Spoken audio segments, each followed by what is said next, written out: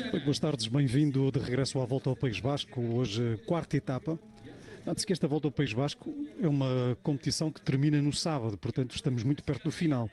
Não é uma competição que termina no domingo, é menos uma etapa no domingo, quando sabemos vamos ter o Paris-Roubaix. Mucha suerte y a intentar mantener el mayor de libertad. A etapa de hoje é mais uma etapa acidentada, sem ter alta montanha, muitas terceiras categorias, uma segunda categoria mesmo praticamente no final. Estas são imagens do dia de ontem, do abandono de Isaac Tautor, depois de queda. Diga-se que no dia de hoje mais um abandono de monta. Juan Ayuso abandonou a corrida, mas já lá vamos. Ayuso já estava muito atrasado, nunca esteve bem nesta corrida.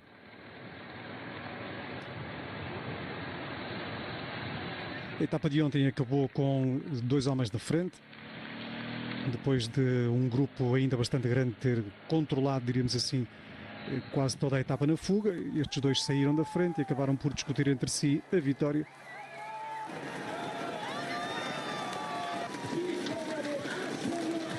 A vitória acabaria por ser para o ciclista francês da equipa da Ineos, Axel Laurence, batendo o Igor Arrieta ao sprint.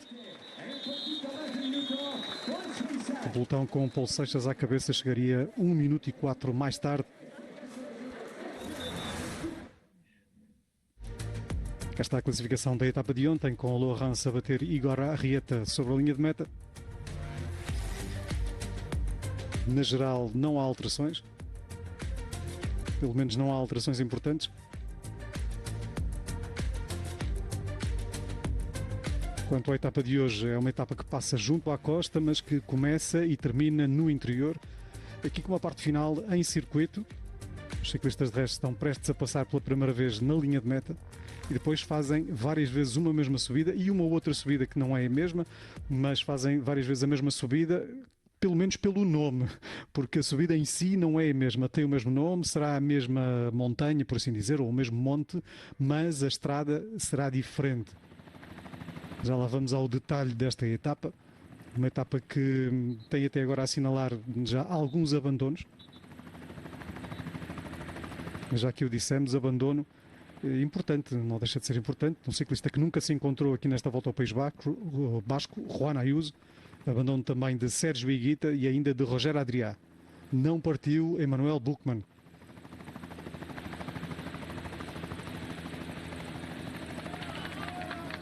Quanto ao abandono de Ayuso, temos aqui algumas dúvidas sobre se terá tido diretamente a ver com uma queda na qual esteve envolvido Juan Ayuso ou se terá tido a ver com problemas que o próprio Ayuso dizia já estar a sentir desde o dia de ontem, portanto problemas estomacais, intestinais, diz que não se sentia muito bem.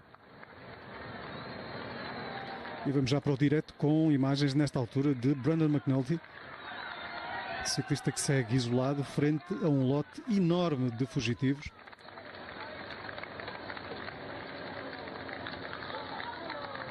A situação de corrida é esta, Brandon McNulty na frente, McNulty que em termos de classificação geral já está a quase 20 minutos do primeiro classificado, portanto não incomoda. E depois atrás de Brandon McNulty vem um lote enorme de 33 unidades, que é este mini pelotão que aqui temos na imagem. Neste pelotão pontificam 3 ciclistas da equipa que vai aqui a conduzir, a equipa do Euskaltel. Mas há mais equipas com muita gente, por exemplo, a equipa da UNOX tem 4 elementos. Há outras equipas com mais que um elemento, por exemplo, a Alpecin tem 3 elementos, a Movistar tem 2, a Lidl Trek tem 2 elementos, a Groupama tem 3, a XDS Astana tem 2 e a Sudal tem 2, e ainda há alguns elementos extra, por exemplo, da própria UAE, que para lá de Brandon McNulty ainda tem neste grupo Félix Gross-Schartner e Marc Soler. Para lá disto, há alguns ciclistas isolados, portanto ciclistas que não têm mais companheiros de equipa. No pelotão via-se ali o trabalho por parte da equipa da Decathlon, a equipa de Paulo Seixas, o líder da classificação geral. Vamos às entrevistas, e nomeadamente a entrevista com a Ayuso à partida. after the second stage. Tell us a bit what was the feeling after this day. What did happen exactly to you? Oh no! After second stage was a really hard day, and again I didn't really feel well. And then yesterday I also had quite a big stomach problem. So yeah, it's been quite a hard few days that I've been going through. But I hope the body can start changing around and be useful for the team in the final days. Was there any positive sign? I mean, also you come back from the crash of Paris-Nice. Is there any positive sign in that days for you? I think everything's a bit adding up, and as I say, I think yesterday I did faster from the finish to the bus to try and go to the bathroom than the stage itself. So yeah, I mean, when it comes like this, and you have to go through it, and I hope I can survive. How do you feel this morning then? It's following the same trend about these days, so yeah, I hope I get on the bike and see really how my legs respond there, but for now it's not great. Juan Ayuso já avisava que não se sentia muito bem esta manhã à partida. Diz que no dia anterior tinha estado com dificuldades, com problemas intestinais, que mal terminou a etapa foi a correr para ir à casa de banho porque estava realmente difícil. Diz que hoje não se sentia muito bem também. A verdade é que ele abandonou. Houve uma queda também na qual nos dizem ter estado envolvido Juan Ayuso. Não sabemos se terá sido por causa da queda ou se terá já tido logo à partida a intenção de abandonar. E quando vamos vendo nesta altura, exatamente a cruzar a linha de meta, o ciclista que segue isolado, o Brandon McNulty, já nos dá uma ideia do final da etapa, com uma ascensão relativamente dura no último quilómetro, com zonas a 10, 12%. Diríamos que é o final tradicional de uma etapa na Volta ao País Basco. Parece que não há metas em estradas planas.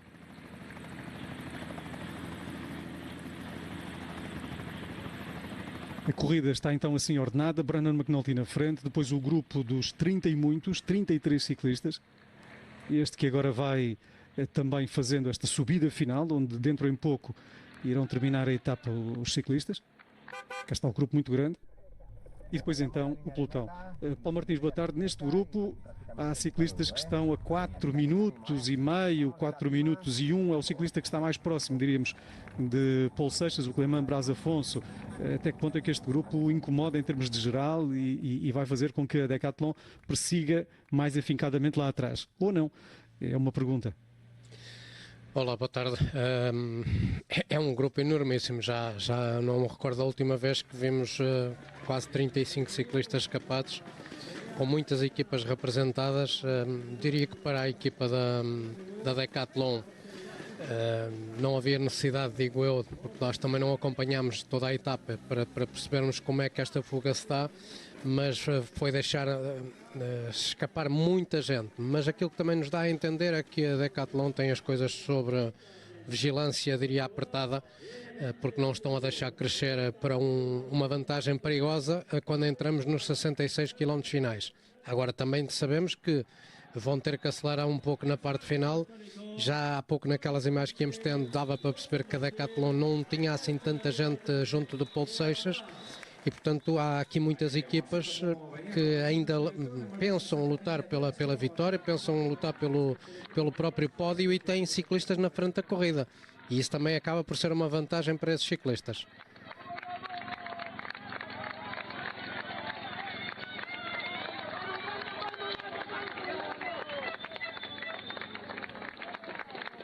Muito dura esta etapa, mais uma etapa muito dura aqui na Volta ao País Basco, com subidas que não são muito longas, mas que são bastante íngremes.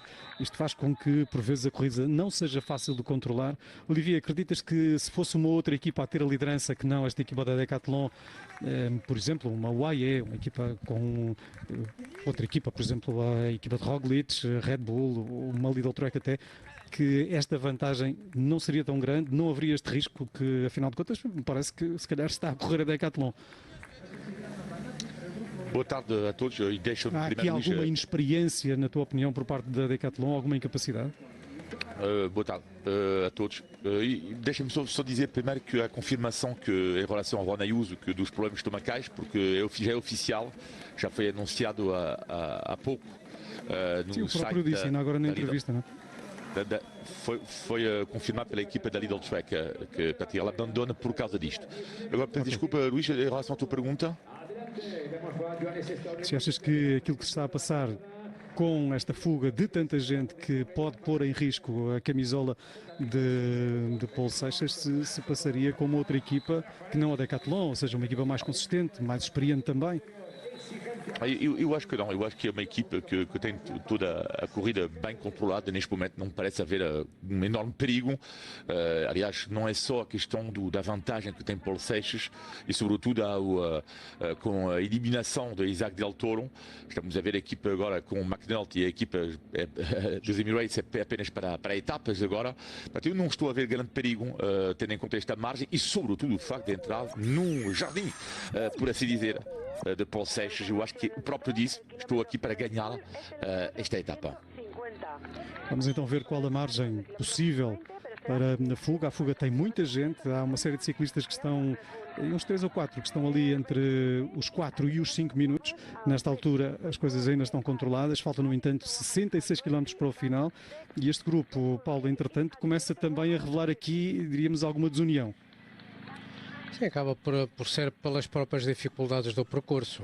Vendo muitas equipas com mais do que um elemento, acabam por forçar o ritmo, fazer a separação também, diria, das águas entre os homens que estão escapados, sabendo que tem uma vantagem ainda que acaba por ser interessante na luta pelo aquilo que pode ser a etapa, porque falávamos de ciclistas que podem subir na geral e podem ascender a top 10, mas de alguma forma eu acho que o objetivo também é a etapa e estas equipas que estão mais representadas e com ciclistas que se adaptam a este tipo de percursos tentam endurecer claramente a corrida. Isto quando vamos vendo aqui diria a passividade que existe no pelotão, com a Decathlon ali sempre muito, muito junto de Paulo Seixas, mas esta é uma subida bem dura e a parte final não vai ser também muito diferente disto que estamos aqui a ter, porque é um perfil de etapa realmente complicado. Esta é tal subida que vai ser ultrapassada, quer dizer, por esta estrada apenas uma vez, mas a subida em si de Elorrichueta, não, calma, Elorrichueta, podiam encontrar nomes mais simples, de facto. Elorrichueta, esta subida será ultrapassada por 2 vezes, mas por estradas diferentes, portanto apenas o nome é o mesmo, as estradas são completamente diferentes, nem sequer a contagem de montanha terceira categoria está instalada no mesmo local. Podiam eventualmente fazer a subida pelo local por onde vão descer agora, não é exatamente assim, irão fazer 2 vezes, quase que 2 vezes a mesma descida, mas a subida será feita por 2 vertentes diferentes. Está aqui explicado, diríamos assim, o percurso para os próximos 35, 40 km. Depois ainda haverá uma contagem de segunda categoria que fica logo após o chamado quilómetro Red Bull, onde há 6, 4 e 2 segundos. E isto já estará dentro dos 10 km finais. Portanto, esta contagem de segunda categoria deixa os ciclistas muito perto do final. Após a passagem pela contagem de segunda, vão descer durante 4 ou 5 km, têm 2 ou 3 km de plano e depois 1 km a subir, novamente com pendentes muito agressivas, muito à semelhança daquelas que vamos tendo aqui. Hoje é um dia importante também para a classificação da montanha. João Bu já foi buscar alguns pontos logo na primeira contagem de montanha. Em princípio, ir-se-á manter com a liderança, mas teremos de esperar pelo final para fazermos as contas. Dependerá muito também daquilo que se vier a passar com esta fuga e principalmente daqueles ciclistas que estão integrados na fuga. Aqui vamos vendo o pelotão vier a somar pontos. Entretanto, o pelotão leva 2 minutos e 5 de atraso, sensivelmente. Também não podem dar muito mais margem do que isto. No entanto, se derem mais margem do que isto, é possível, lá está, que algumas equipas que começam a perder lugares no top 10 comecem também a trabalhar no auxílio não declarado, mas no auxílio à equipa da Decathlon, lá está, para evitarem que a vantagem cresça. Decathlon is riding tempo, so just stay concentrated and then we go to the other side of this mountain. Let's see how the situation is after the next climb. Indicações de Juan Manuel Garate, um dos diretores da equipa da Education First. Dizia que lá atrás a Decathlon está a trabalhar. Vamos esperar pela próxima subida para ver como é que as coisas se desenrolam.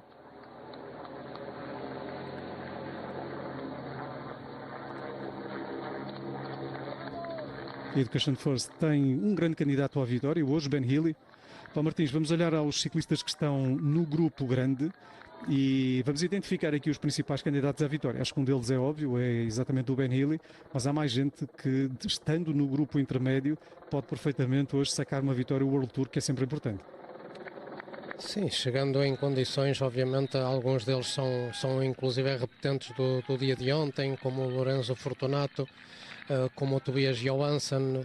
Eu diria que há um ciclista que talvez um outsider dentro desses nomes que possam estar aqui com a possibilidade de vencer, que é Quentin Pacher.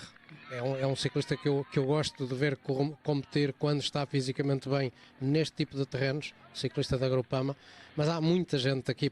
Eu acho que 10 dedos não dá para somar tantos candidatos que hoje podem sair daqui com a vitória se vierem a alcançar a frente da corrida.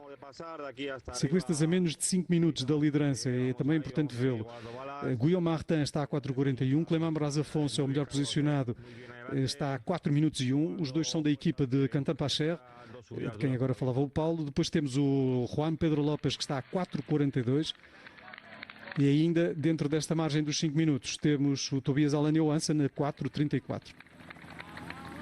Depois há alguns ciclistas a 5, a 6, mas esses já estão bastante atrasados.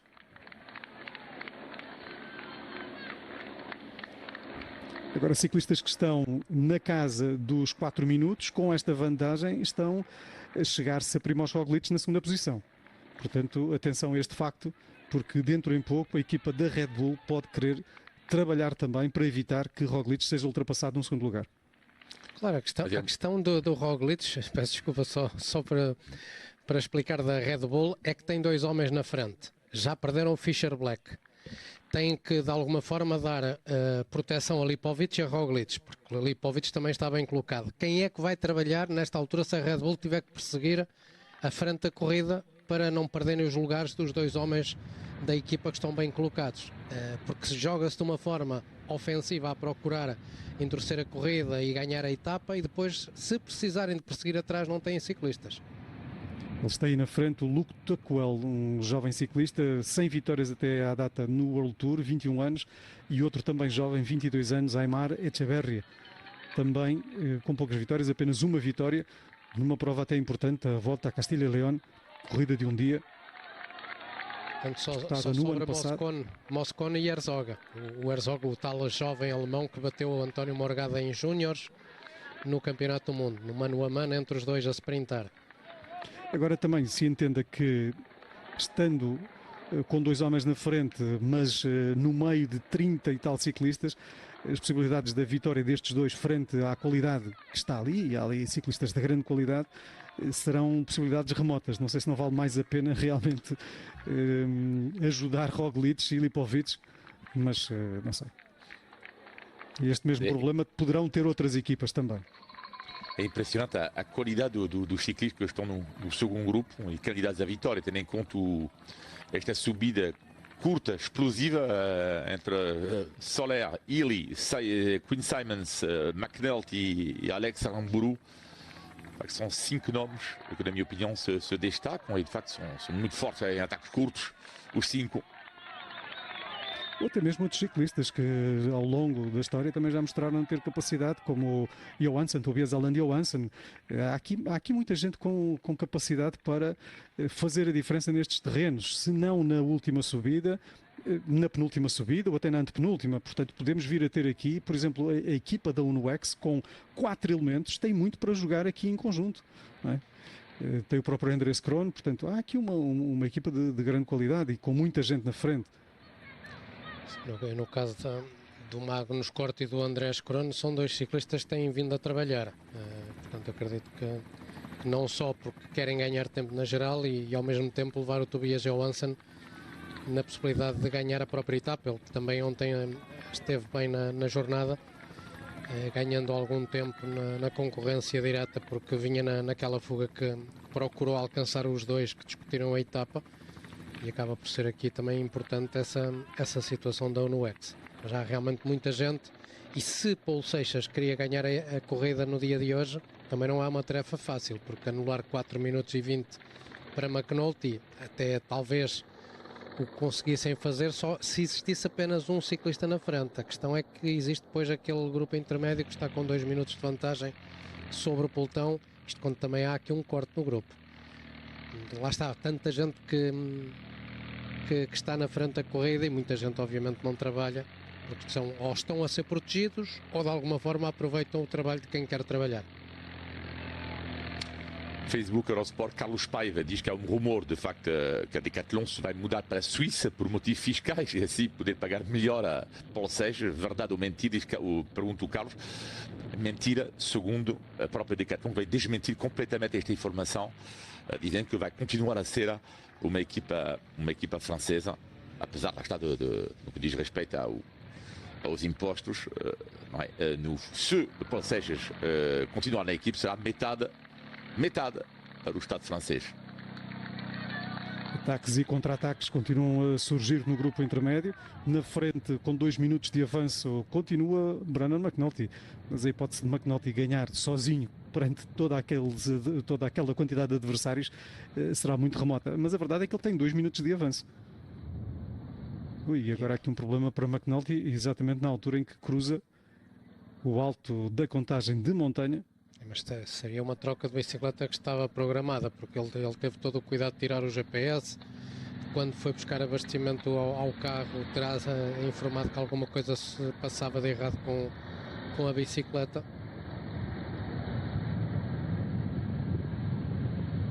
Agora falta apanhar o bidon. Portanto, o bidon acredito que daqui a pouco vai ter um pouco de cola para aproveitar essa situação. Agora não lhe serve de muito porque ele está em descida. Mas poderá servir-lhe mais dentro em pouco quando chegar à zona de plano. Claro.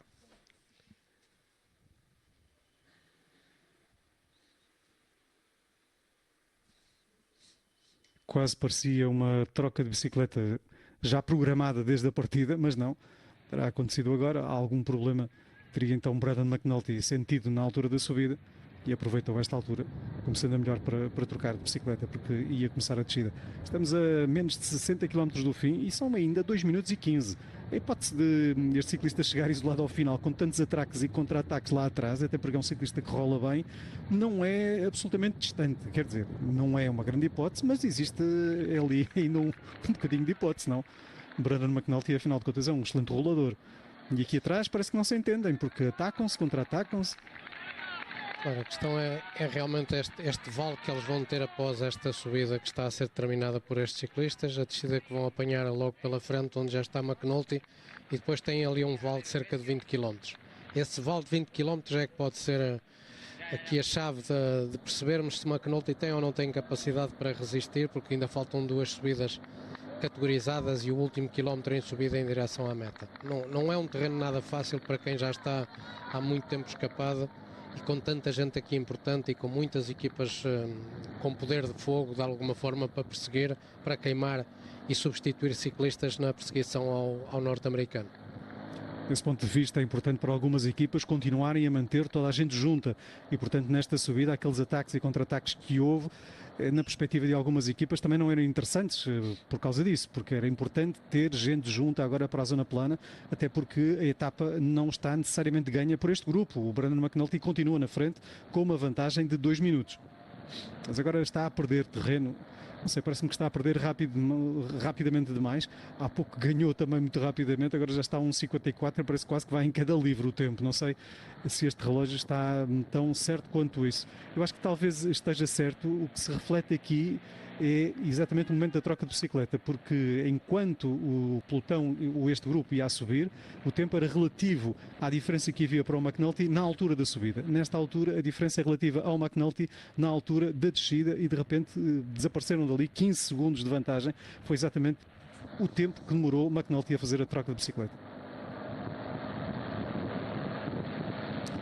Recordando que hoje Ron Ayuso abandonou, eu disse Michelanda porque entretanto também soubemos uma notícia acerca de Michelanda que de facto não deixa de ser engraçada entre aspas, não é, porque ela abandonou no outro dia, mas há quem diga que isto é mesmo o landismo que esta religião entre aspas, que acredita entre outros, o landismo, que é, Mikel Landa é um ciclista azarado, que é uma loucura.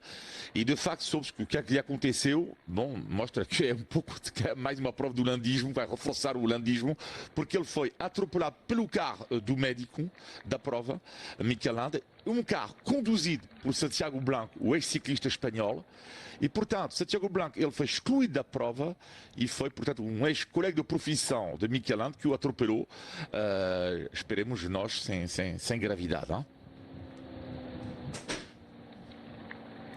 Temos nesta altura a equipa da Bahrein a fazer as despesas no pelotão. É uma equipa que não tem representação na frente. É uma das poucas equipas que não tem representação na frente. E por isso mesmo a Bahrein ser forçada a este trabalho, a Decathlon agradece. 56 km, o Brandon McNulty, depois de ter perdido algum tempo, vai agora mantendo a diferença.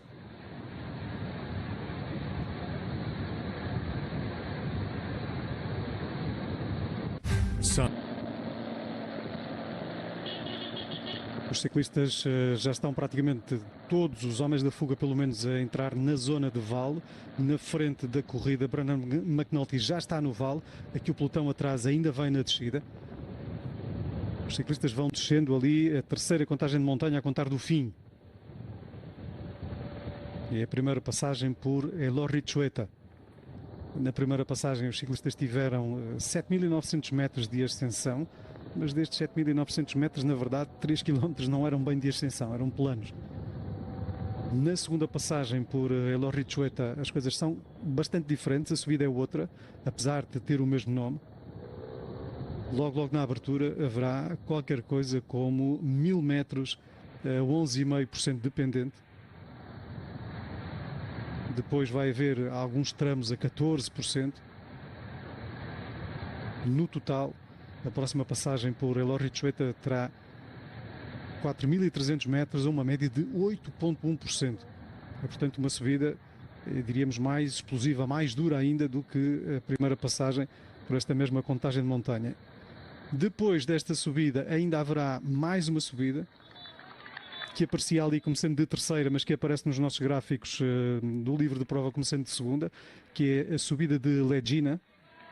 E esta subida de Legina terá pendente máxima de 17% durante 3.200 metros, quase a 8% de pendente média.